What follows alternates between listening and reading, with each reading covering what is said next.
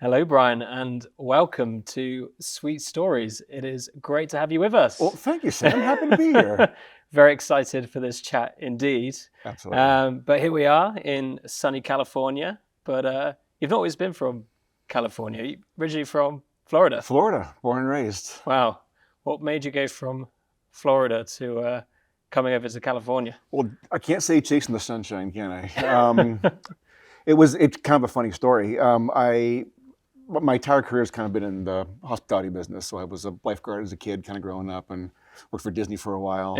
Worked for Space Camp as a space camp counselor. But I worked for NASA for the Kennedy Space Center Visitor Complex for about 10 years.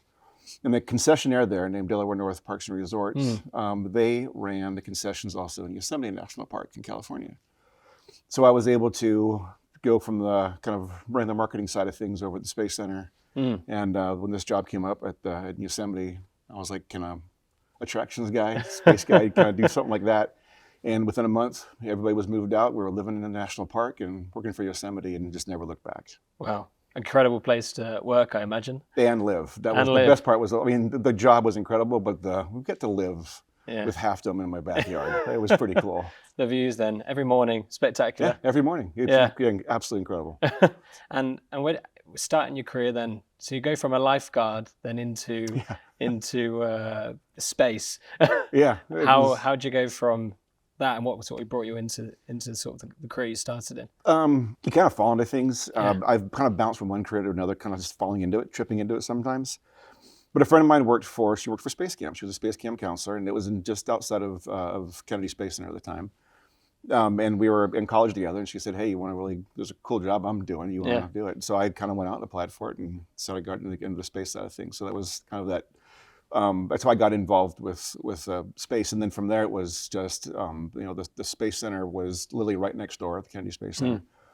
And then working for them for those 10 years. And I got to do a little bit of everything. I started in sales. I was in kind of trade side of things, then went over to PR, and then did e-commerce for a few years, and then back over to the sales side of things, ran the inside sales, outside sales, and then finally over the marketing department. Wow. And was the marketing where you felt like, this is what I enjoy?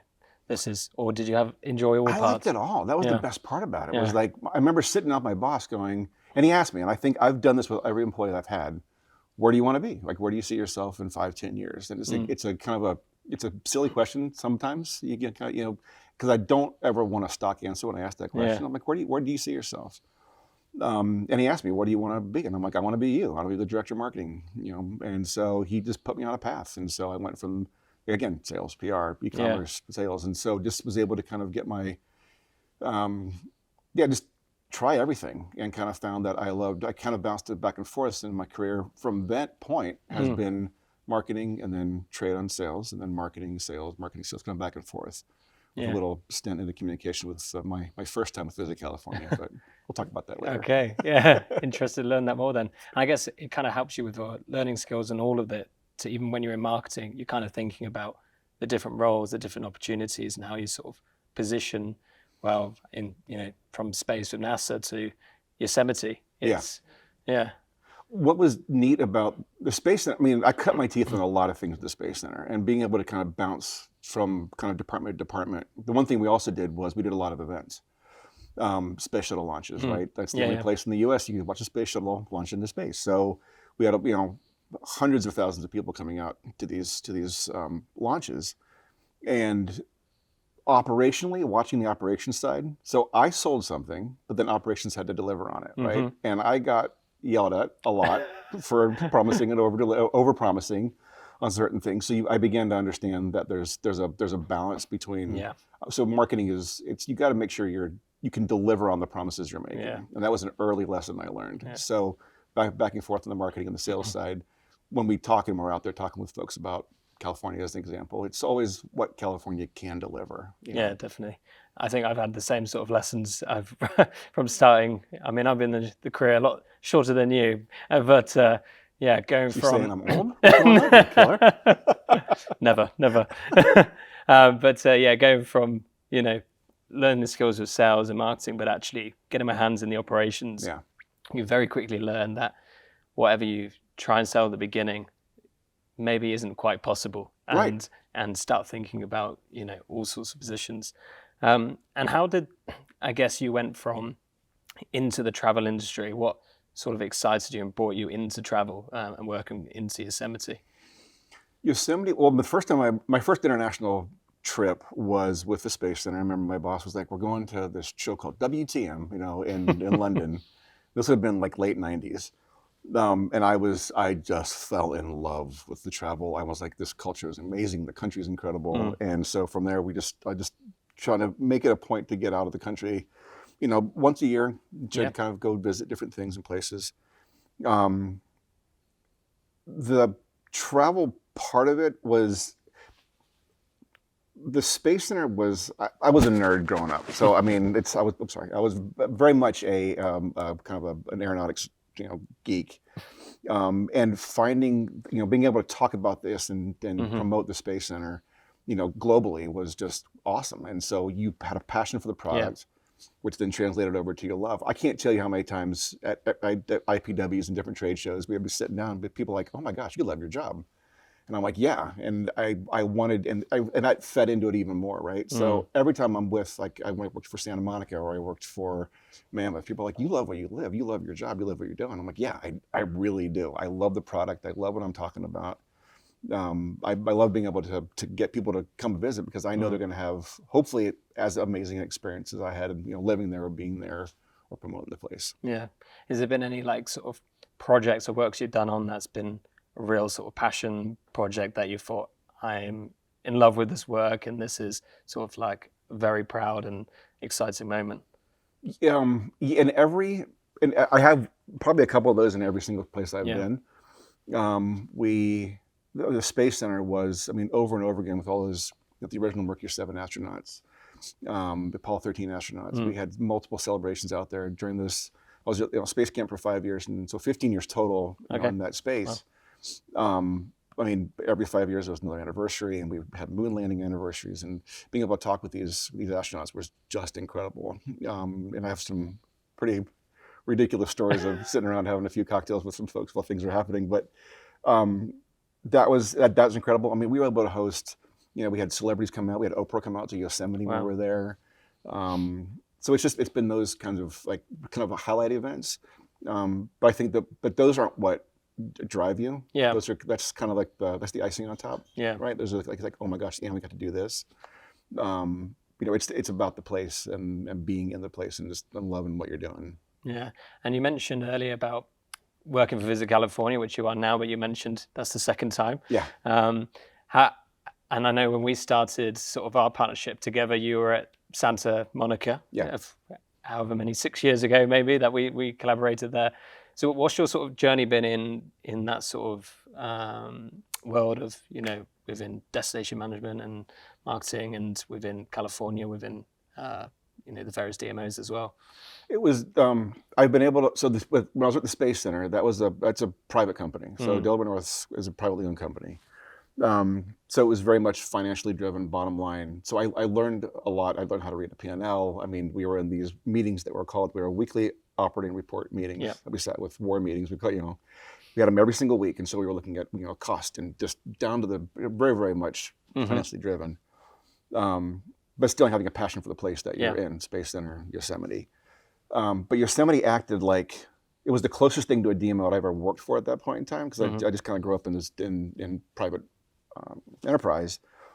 But Yosemite was a destination in and of itself. People came and stayed for 1-2 weeks in Yosemite, and we had hotels and activities and attractions, and we had a ski resort and camps and campgrounds and bike rentals and raft rentals, and we had it all. So so I got to market that place.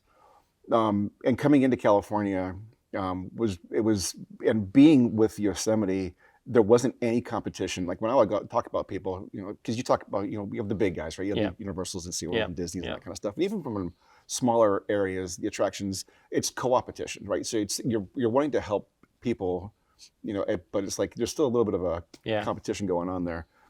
Coming into California as a Yosemite guy, right?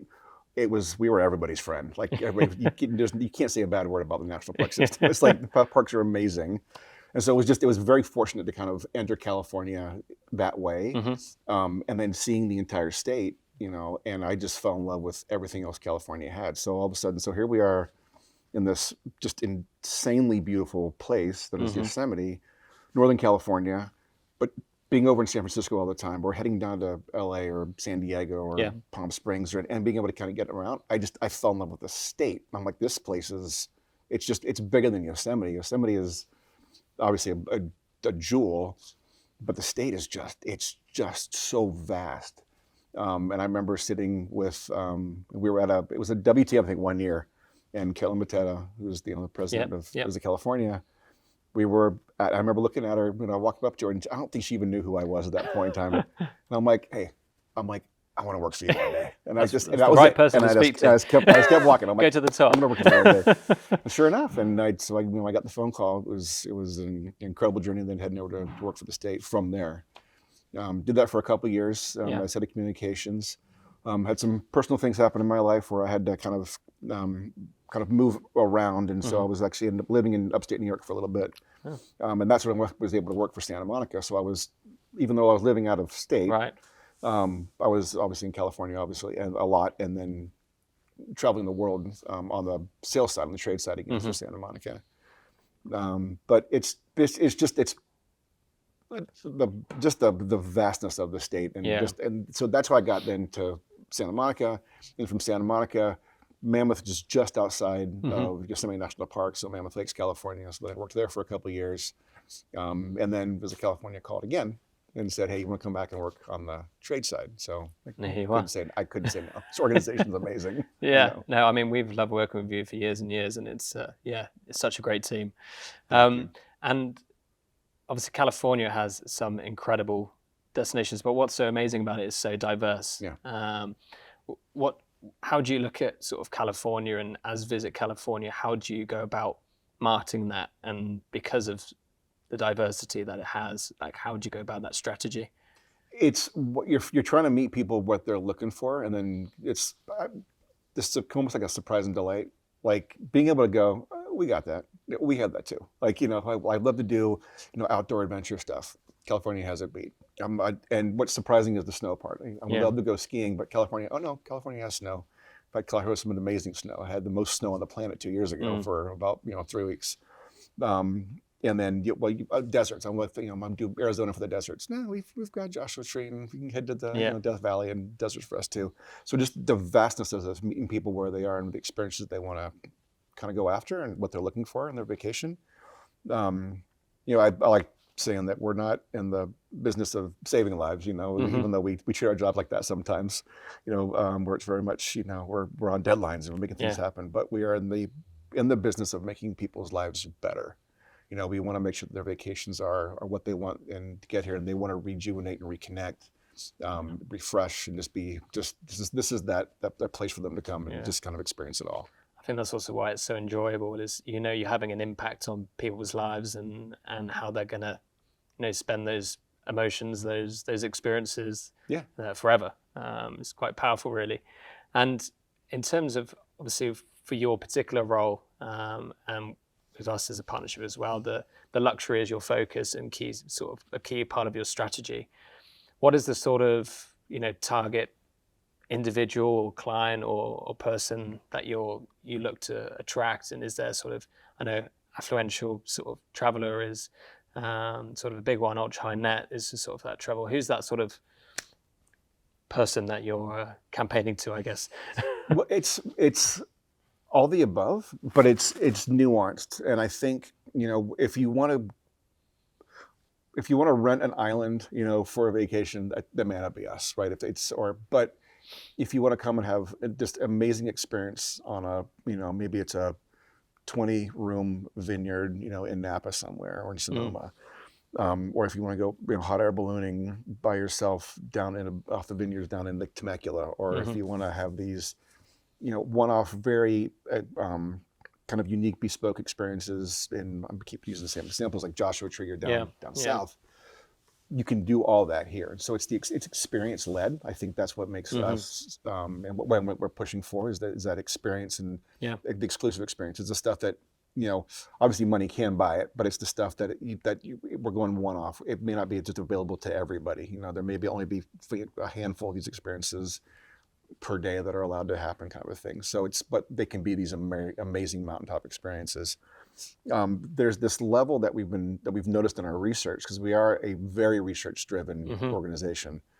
And it's there's a layer, there's the ultra high net worth, and then there's this aspirational layer that has come out in the research where they're folks who may not have a net worth of $1, $2, $5 million, but they're expending $10, $20, $30, $40,000 on a vacation. They're still spending like they have the money, but they're going for these one-off experiences.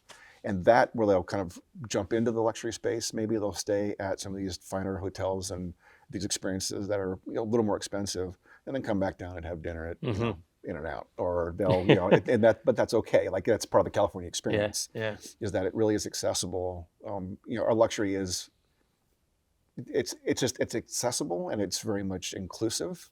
But you can still have those kind of very kind of alone experiences where you are off by yourself.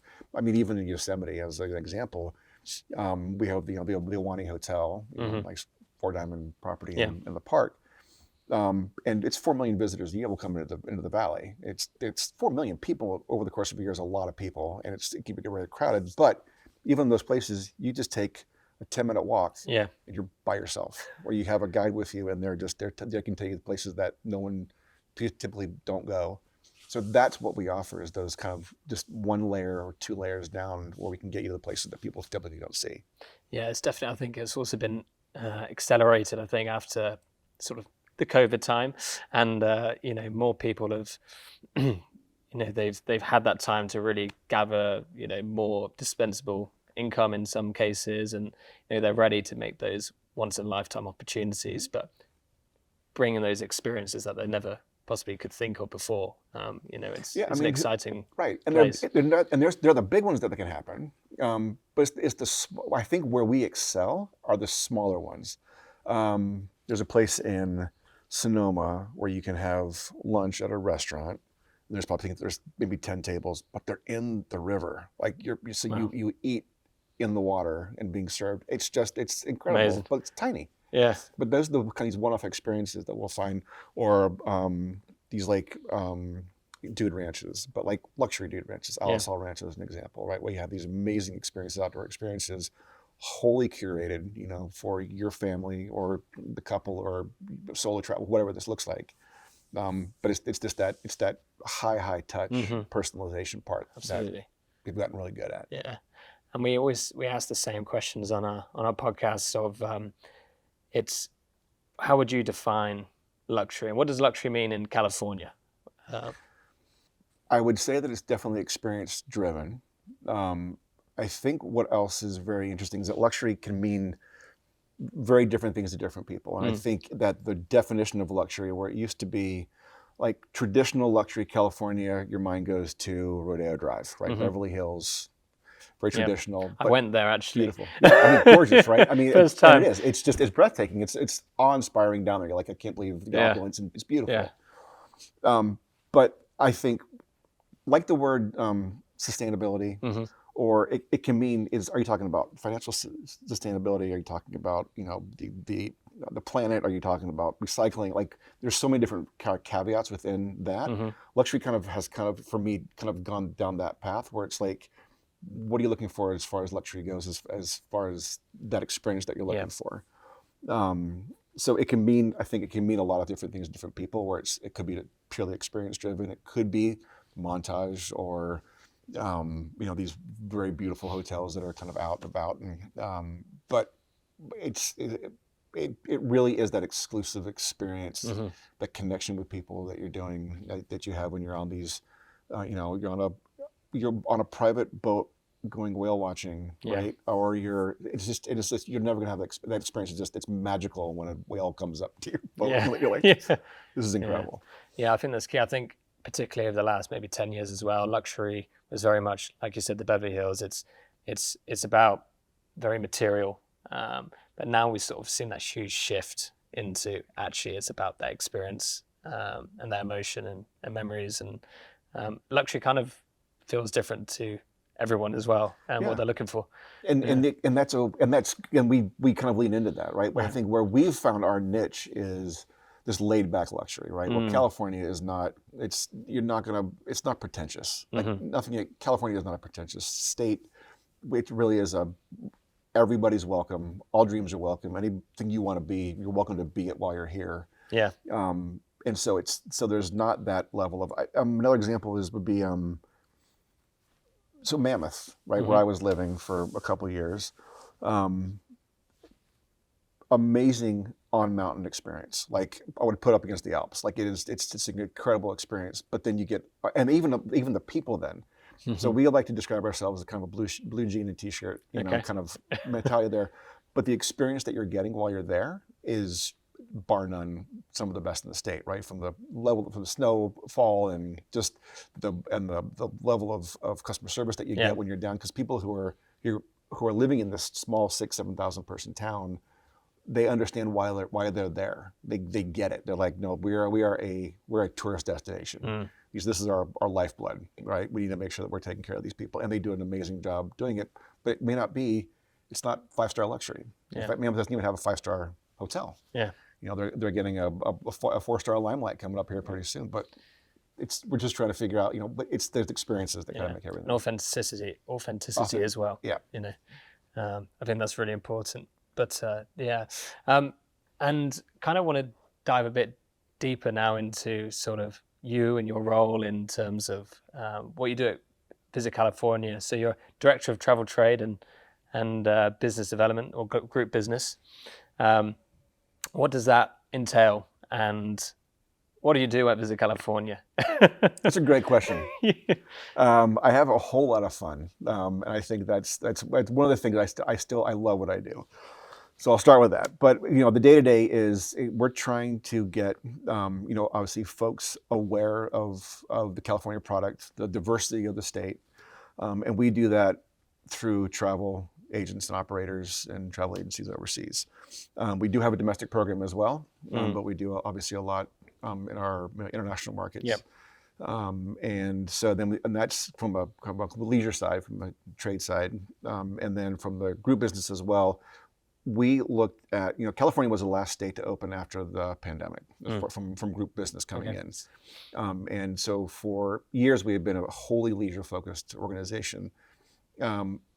With some funding we got from the state and some national funding, the idea was then, how do we get the group business back as well? We need to help with that. And so we're we're foundational, or or the umbrella, as it were, to where we'll bring all of I think we have 55 destinations right now that have some kind of group business kind of leading into that. We pull them underneath us. Right? Yeah. We're not lead generating, but we're trying to get the word out there for California.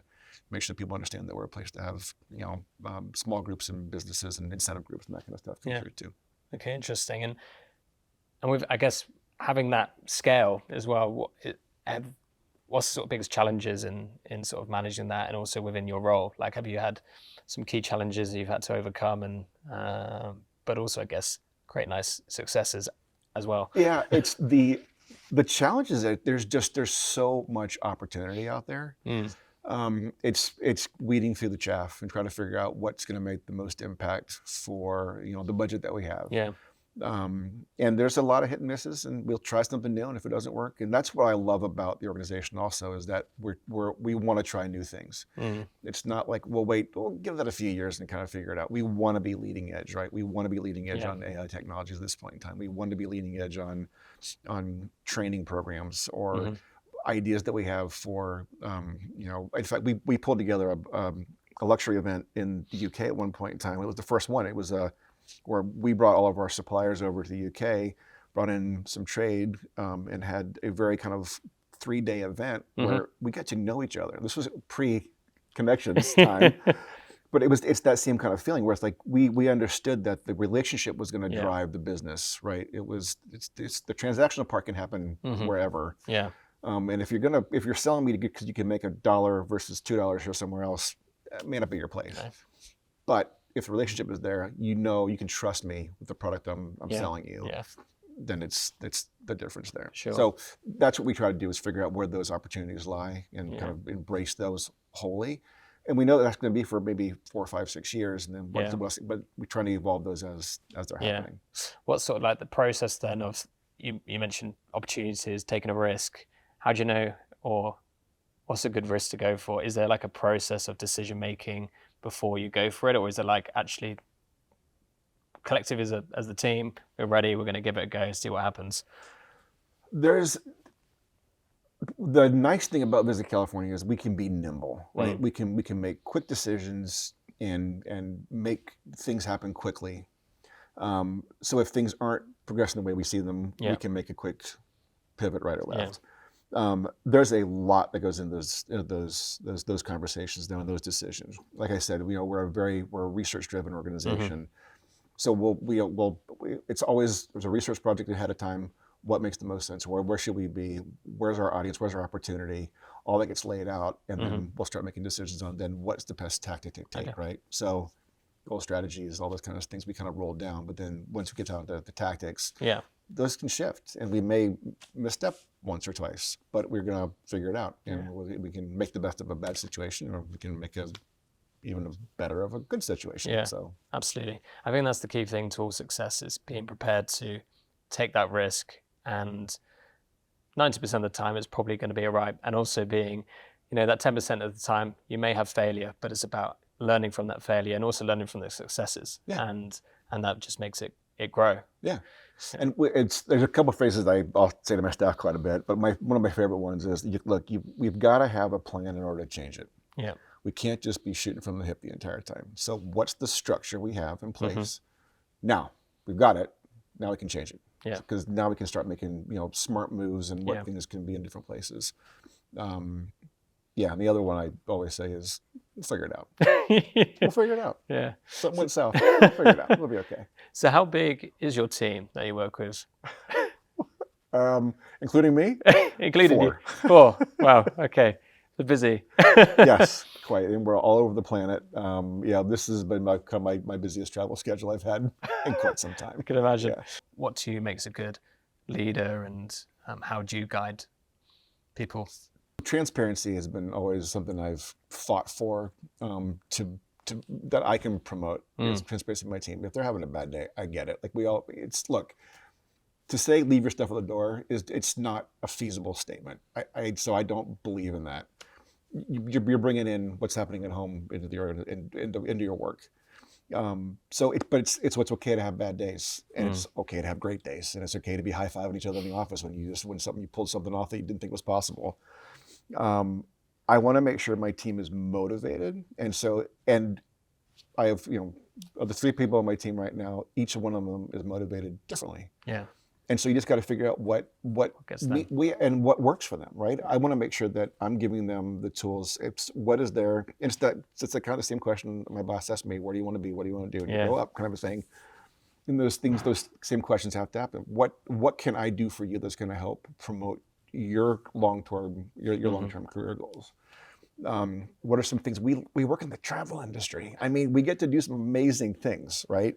I had a boss, actually my boss in Yosemite, and we're sitting here, and I'm not exaggerating. My back door opened up to Half Dome, like it was. I mean, you can't. So if somebody's like, well, I want to live in that house. I'm sorry, you can't. Like, unless you're working for the National Park Service, the system, there's no way for you to get your butt in that house. Like, it's not possible. So he used to call us middle-class millionaires, right? Because we weren't making a whole lot of money. However, what we had in our backyards, we were able to do. And so I've kind of taken that kind of philosophy wherever we are now. What do we get to do, and the things we get to do and see personally? And I was just having this conversation with my boss, Leona, just over lunch, and it was like, because of the stuff we were able to do, and we're traveling, right? And you kind of lose sight of that sometimes. You're like, we're traveling so much, and you're like, I have to head back to the UK. And if I ever say that again, smack me, because I love the UK. And it's like, I was so happy to get back. But COVID shut us down, right? It was like, no one's traveling anymore. Yeah. And what was great was that now the appreciation is back. Yeah. Double, triple. Because now every trip I'm going on, I'm heading to China on Friday, and over to Korea, and then I'm back, and then I'm heading to, France. And then it's just like, but I'm excited about it. Like, cause it's like, I love getting out and seeing what else is out there. Yeah. Because we're not, California isn't the only place on the planet to travel to. Yeah. You think it's pretty cool. It's great. It's an amazing place. But being able to see and kind of gauge against other things that are out there as well you know your key selling points, then you know what your strengths are. Exactly. I also think it always goes back to that why. Why am I doing this? And also as leaders, why as we as a team are doing this, and I think it's always really important for people to really understand that, and that's that motivation which you talked about as well. Is every person's why is maybe slightly different, but that's what gets them up in the morning, and I guess for you, it's a good way where you're sort of really understanding that and getting to know the people that's passionate about it and passionate about showcasing the destination as well. Yeah, it's an interesting place to be. But has there been any sort of challenges as a leader that you've faced and you've sort of helped you grow? Yeah. Can I talk about them publicly is the question. There have always been, yes. I mean, I think professionally, there's always been challenges that, in any job that you've had, there's always been challenges. Every job I've had. I mean, there have been some massive hurdles to overcome. And it's just about, for me, it was just persistence. In one of my jobs, it was kind of like realizing that, what, it's probably time to, kind of try to figure something else out. And, what else can I do? In another job, it was, working with some folks who I didn't understand what they were trying to accomplish in their roles, right? And then trying to figure out, so what can I do to help them out? And so it just took time. I mean, these were not overnight wins and successes, but I think I was able to overcome, I'd say 90% of them just by sheer force of will. I'm like, okay, I'm going to figure this out because I want to make sure. We can't be that far off on what this is just, personal stuff. And, but and then from a job perspective, I've had some, amazing fiascos as far as like marketing campaigns that just bombed horrifically, but you learn from those and you come out of that and you're like, okay. And again, I had bosses who were like, you tried, it's okay. What's next? How are we going to pivot? How are we going to figure it out? I think that developing that culture of it's okay to have failure. I think that's really important. I mean, there's something that we always try to aim for in Connection Structure is, everyone's going to fail at some point, but it's about, okay, why did that happen? What have we learned from it? And let's grow from it. And I think that's always key to, a successful culture in a team as well. Totally. I remember taking a course because we couldn't figure something out. Something was going on. I don't remember what the problem was, but I was like, but then somebody else who had taken this class, it was root cause analysis was the name of the course. And I will never forget, because it was like, all we're seeing is what's happening on top, right? But we don't know what's the layer behind that, below that, what's the layer, but like what's actually causing this? And it is usually 9 times out of 10, it hasn't even crossed your mind what the problem is. You're like, wait, that's what the problem was? Okay, we can fix that. Like that's not but what's happening then from a attitudes and behavior is completely, it's not what this, it doesn't match. So going back and trying to figure out what this was, it changes everything. So okay, we can address this, and then that changes the way the perceptions are on the behaviors. Yeah, absolutely. I wanted to sort of finish on a couple more questions before a quick fire round. Ready. One of them, this falls in nicely, is for someone who's like aspiring to get into travel and the industry, what would sort of be your tips, and what, as something that you've learned over your incredible career so far, what has been that, the moment you think everyone's got to work in travel? For me, getting involved, you have to love what you do. And that's travel or not travel or any industry you're in. Look, I'm not a finance guy, but I know people who just get giddy over numbers, right? Not for me, but that's, I think what travel does for me is it just opens up your eyes to how much bigger the world is that you grew up with. But the cool part about travel is, if you're a numbers person, you can do finance for, Visit California. If you're in HR, you can do HR for Visit California. If you're so it's like you can, accounting. So there's a lot of things that kind of roll up into these larger DMOs and organizations. Yeah. And that's obviously on the attraction side as well, or the hotel side. I mean, when you say travel and hospitality, it's a massive, massive Yeah. field, right? So you want to be a housekeeper, you want to work the front desk, you want to, that's just hotels, right? And all of a sudden you want to be a lifeguard. Like, so my career, lifeguard at an attraction, Wet n Wild, working for Disney for a few years, and it's kind of bouncing through it all. I just kind of fell into those different things. They just happened to be all in the travel hospitality sphere because Orlando, where I grew up, was the mecca of that, area. It was hard to find a job that wasn't involved in travel at some point in time. But I would the first thing you got to do is love what you do. Just love. You've got to be passionate about what you're doing, and then that'll bleed off to everything else. Absolutely. That's a good answer. Okay, thanks. But no, I think you're absolutely right. It's all about passion, and that's what the industry is about. And it's about people, but there's opportunities for all walks of life in travel. The other thing, the one-off, it's funny because you hear about these. So if you hear an organization, remember, I've seen this recently. If you see an organization say, "Oh, we're like a family," and that's like a red flag if an organization says that, right? Because it's a business. Like you're running a business. What's neat about the travel industry is that the people that we're working with outside of Visit California, right? So I'm working with the folks from, all these other DMOs, Napa, Sonoma. We travel the world together. And that's the opportunity to kind of form. Some of my closest friends have been formed in that role. Working with, literally, some of my best friends are, have similar roles like I do in other DMO organizations because we've spent so much time together, traveling the world together, or doing these massive events together, or really kind of getting into the weeds with these folks.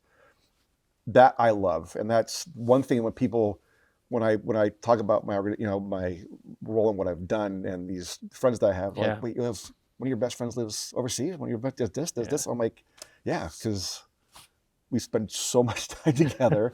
It's been very fun to have that kind of web of friends, kind of globally. Yeah, that's amazing. And sort of my final question before the quick fire round is California. You've done amazing work over the years, and we've got some big plans over the next few years. I know the Olympics coming up, where it's going to be in LA over the years' time. What's going on in Visit California's life, and what you've got coming up? Well, that's a big one. In fact, so a lot of conversations happening with France, with Paris right now, and to how they did and what it's with our learnings, what we can do there. World Cup's coming up. We have, another Super Bowl coming. We've got, there's some, from a sports perspective, there's a ton on the sports side. I think if you look at the concerts that are coming through, if you look at some of the larger,